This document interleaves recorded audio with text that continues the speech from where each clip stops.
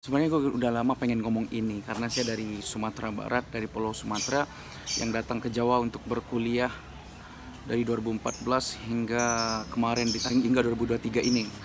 Pokoknya dari S1 sampai S2 lah.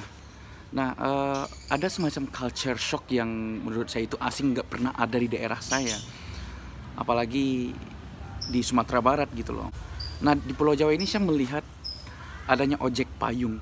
Dan menurut saya itu kreatif banget teman-teman, karena di daerah saya itu ojek payung itu nggak ada, entah karena nggak kepikiran orang buat ojek payung, entah karena emang belum terbiasa dengan hal-hal seperti itu. Saya juga nggak tahu ya, tetapi ini hal yang baru sebenarnya, tapi baru sempat saya omongkan sekarang. Jadi semacam culture shock, karena kemarin siapa dari Haris dari Depok itu di stasiunnya itu karena hujan ya, di stasiunnya itu langsung ada ojek payung, dan itu isinya anak-anak ya, remaja, kayaknya SD SMP-an, SD SMP, mungkin ada SMA juga.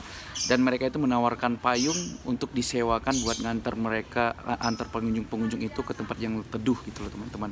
Dan bisa juga buat ngantar orang-orang untuk akses dari stasiun ke transportasi umum lainnya atau ke flyover, jembatan penyeberangan gitu teman-teman. Karena dari stasiun yang saya turun itu, yaitu stasiun Pondok Cina, itu lumayan, jalannya lumayan jauh ke akses jalan raya untuk akses angkot atau jembatan penyeberangan. Iya, walaupun sekarang itu udah ada Gojek atau Grab, tetapi ada stasiun-stasiun yang aksesnya itu sempit, mobil nggak bisa masuk.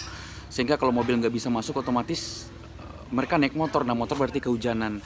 Ada juga yang naik motor sebenarnya, tapi ya itu pilihan mereka masing-masing. Karena kebetulan di daerah Pondok Cina itu tuh stasiunnya jalannya kecil, akses mobil juga susah. Terus kemarin juga lagi hujan, jadi juga banyak yang pakai jasa ojek payung tersebut.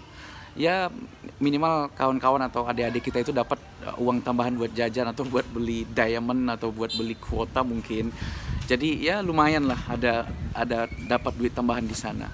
Selain ojek payung itu biasanya juga ada yang nawarin ponco plastik, apa ya, mantel plastik itu buat yang 5 ribuan, yang sekali jadi, yang sekali buang kalau udah rusak kan plastik ya.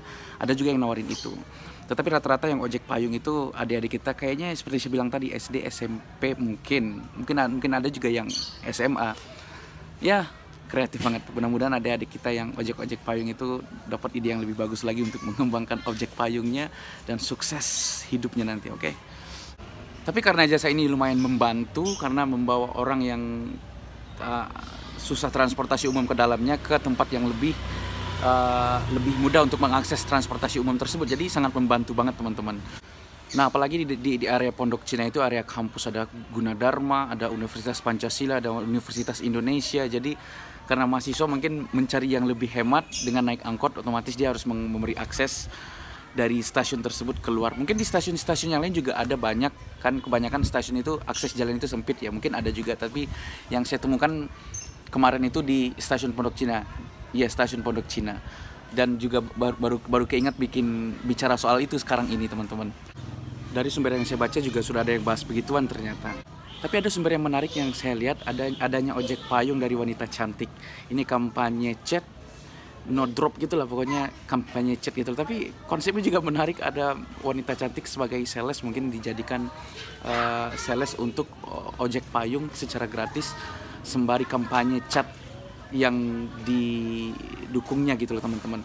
Atau mungkin di dalam aplikasi semacam Grab, Gojek, Maxim atau InDriver itu mungkin nanti bisa aja kan bikin layanan ojek payung, karena ojek motor udah ada, ojek mobil udah ada, sekarang ojek payung gitu loh.